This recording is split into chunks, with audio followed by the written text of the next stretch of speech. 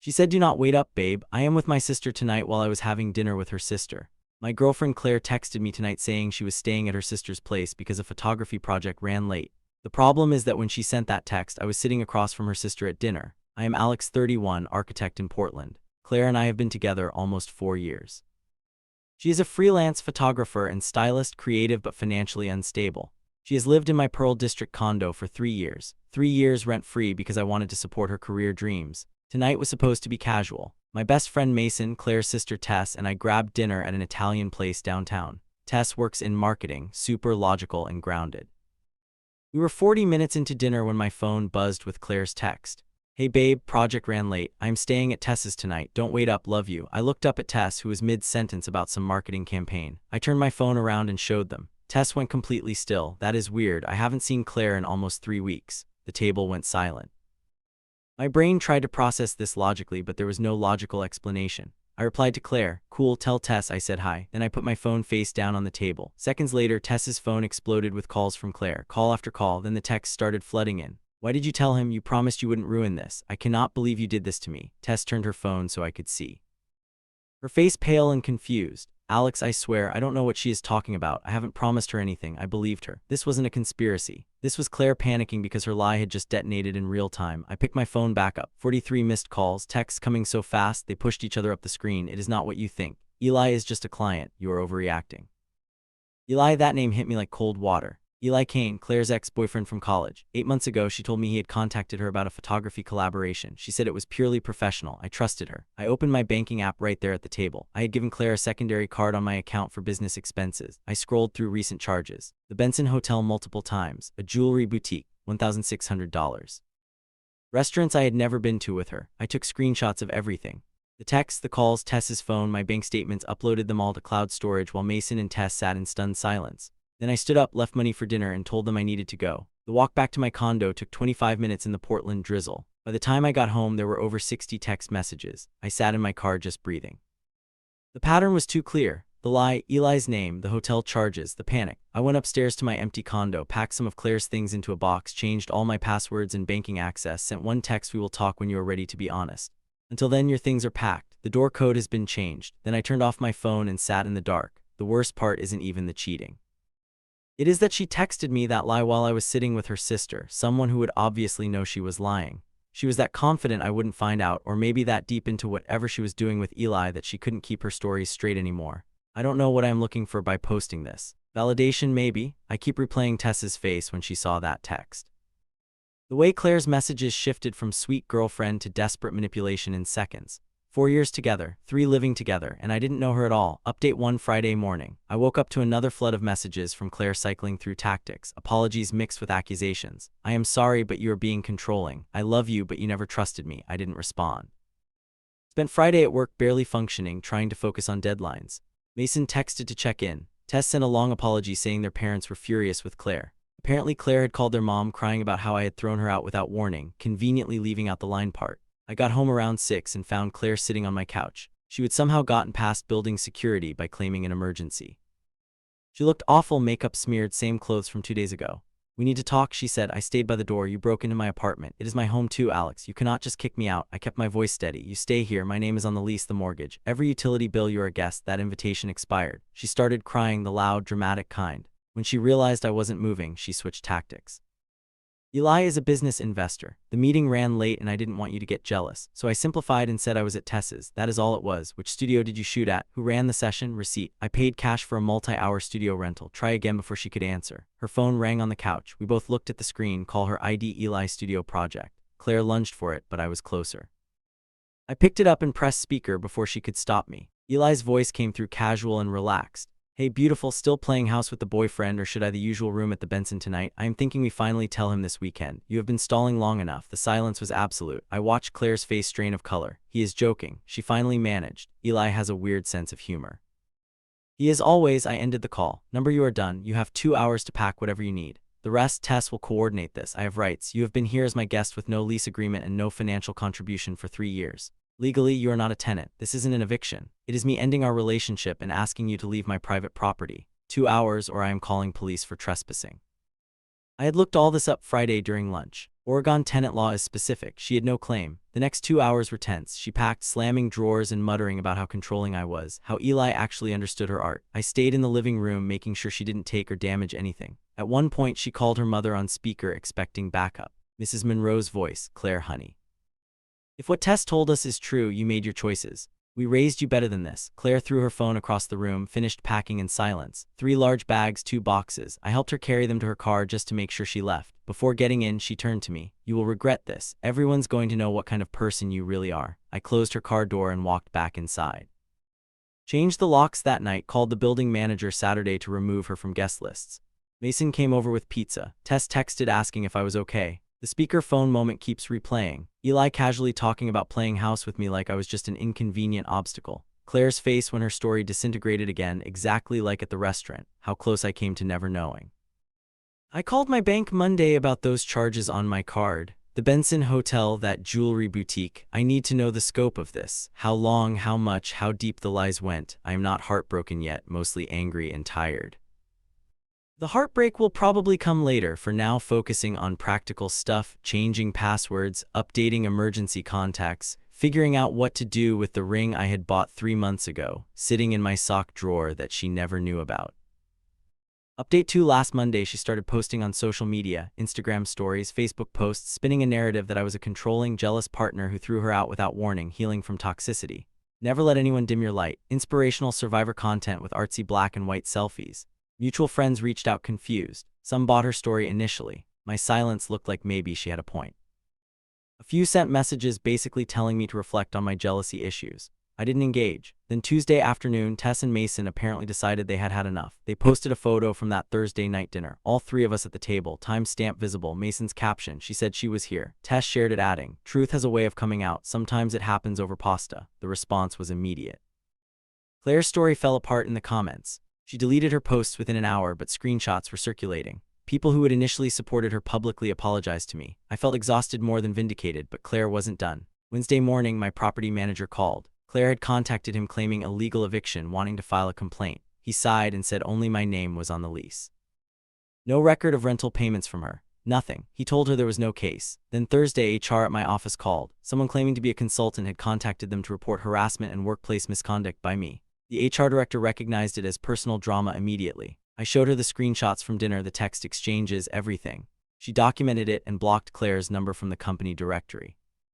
This happens more often than you would think after breakups, she told me. People get desperate to control the narrative that afternoon.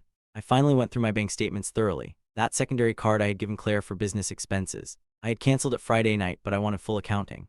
The Benson Hotel, $642, a jewelry boutique, $1,618, various restaurants and shopping, another $1,000 spread over weeks. None of it was for business, none with my knowledge. I filed a fraud report with my bank, providing evidence these were unauthorized personal charges. The agent said they would investigate and likely refund most of it. Saturday afternoon, I was working from home when building security called. Claire was in the lobby screaming about stolen money and demanding to speak to me. The desk attendant sounded genuinely alarmed. I told him not to let her up, that I had called police if necessary. I went down to handle it myself. The scene was worse than I imagined. Claire in full meltdown, crying and yelling that I had canceled her card and reported her to the bank, that I was trying to ruin her life. Several residents were watching. Claire, you need to leave. Now you stole my money. That card was mine. You gave it to me. I gave you access for specific business purposes. You used it to fund hotel rooms with your affair partner. That is fraud. The bank agrees. She lunged toward me, getting in my space, still screaming. The desk attendant stepped between us and firmly asked her to leave. When she refused, he called police. 2 officers arrived within 10 minutes, listened to both sides, checked IDs, confirmed. I lived there and she didn't, and issued her a formal warning for disturbance as they walked her out. One officer pulled me aside. Get a restraining order if she keeps this up. Document everything. People don't usually de-escalate from this kind of behavior on their own. My hands were shaking when I got back upstairs, not from fear, but from the adrenaline and the surreal nature of watching someone I had loved completely unravel in a building lobby. Mason came over that night with Thai food. She's imploding, he said. This isn't about you anymore. This is about her realizing she destroyed something real for something that was probably never going to last. Sunday, Tess called. She had had coffee with their father, Mr. Monroe, and filled him in on everything. He is a retired police officer, old school values.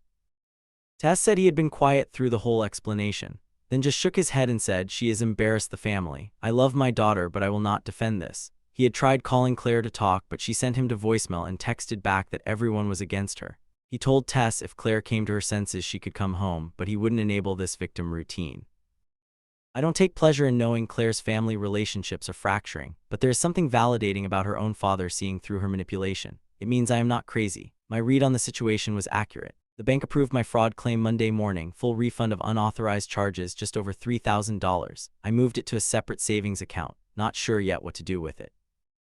Part of me wants to donate it, wash my hands of anything connected to her. Mason did some social media reconnaissance. Apparently Ally's photography studio is under investigation for business fraud, something about misrepresenting credentials to clients and inflating invoices. I don't know if Claire's involved or if that is separate, but the timing feels almost poetic. I am sleeping better now. The anger has settled into something more like resignation. My condo is fully mine again. I am going to therapy, not because I am falling apart, but because I want to process this properly and not carry trust issues forward. The therapist asked me if I felt guilty about how things ended. I surprised myself by saying no, I didn't end this. I just refused to participate in a lie once I knew what it was. Some days are harder. I will see a restaurant we used to go to or hear a song that reminds me of her, and there is this pang of loss. Not for who she turned out to be, but for who I thought she was. That version of Claire, the one I fell for, maybe she never really existed. I am not ready to date, but I am okay. I am genuinely okay, and that feels like enough for now. Final update: life had mostly returned to normal. Big project at work. Time with Mason and friends. Gym regularly. The empty spaces in the condo didn't feel empty anymore, just different. Better. I had started thinking about redecorating, making the place fully mine. Then 3 weeks ago, I got a letter, actual physical letter, from a local attorney on behalf of Claire Monroe, demanding compensation: $5,000 for creative contributions to apartment interior design, $4,000 for emotional labor and relationship support, $3,000 for career sacrifices to support my professional success. I read it 3 times, then I laughed, not happy, more like when something is so absurd, you don't know what else to do. She was actually billing me for being in a relationship with her, for decorating, for existing in my space. I scanned the letter and sent it to Tess. Is she serious? Tess called immediately. Alex, I am so sorry, I didn't know she was doing this. This is insane. I told her it was fine, not her fault, but I needed advice. Tess suggested I talk to her father. Mr. Monroe had been a cop for 30 years, dealt with plenty of legal threats. I met him for coffee the next day. Solid guy, gruff but fair. I showed him the letter and watched his jaw tighten.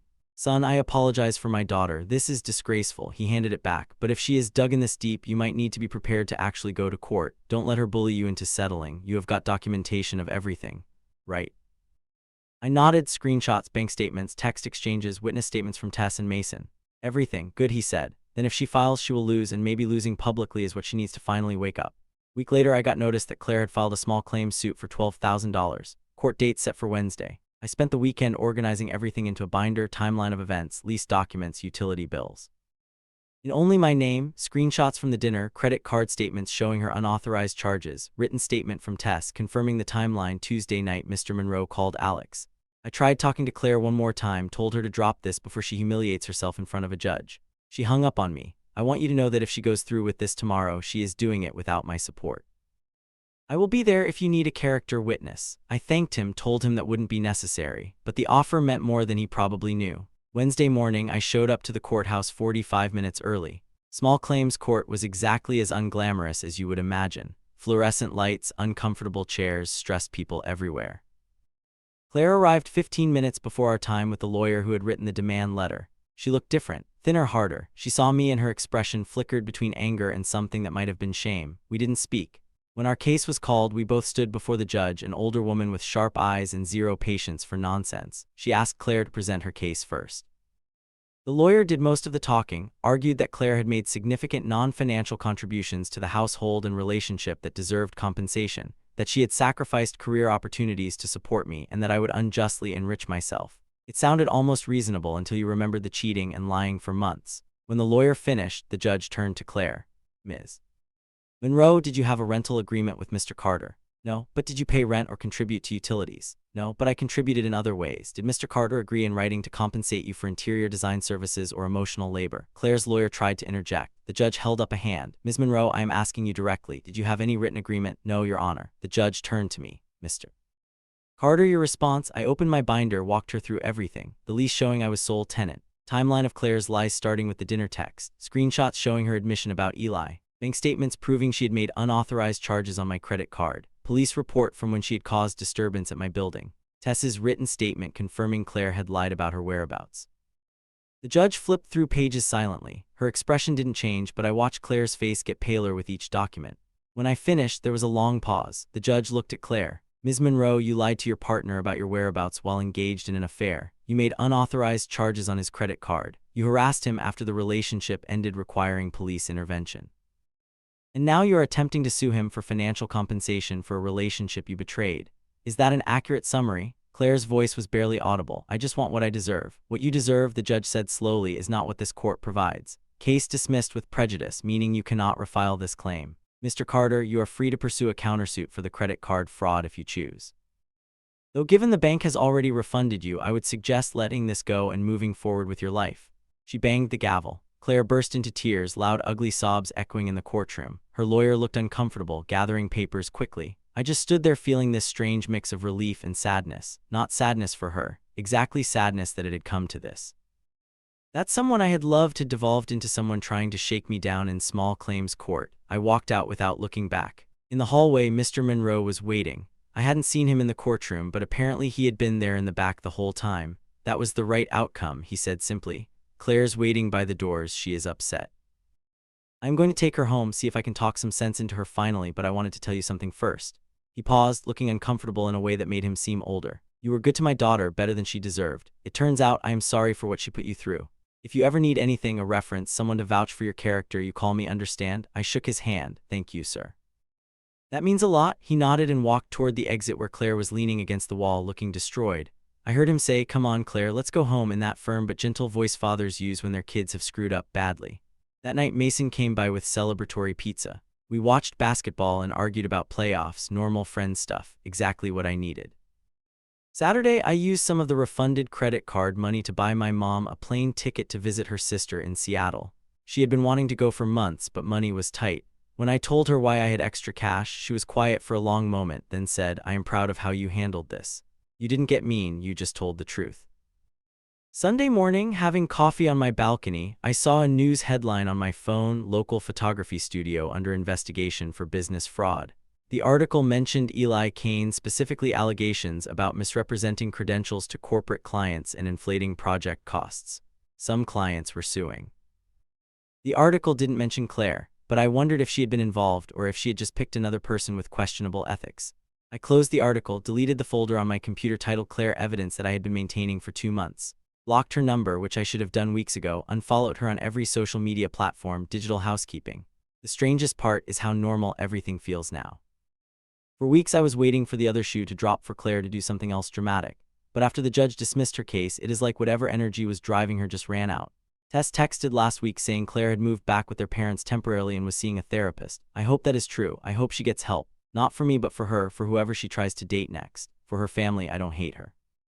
I thought I would, but I don't. I am just done with her. There is a difference. Hate requires ongoing emotional investment. I have got none left to give her. She is just someone I used to know, someone who taught me that trust is earned and that my instincts are worth listening to.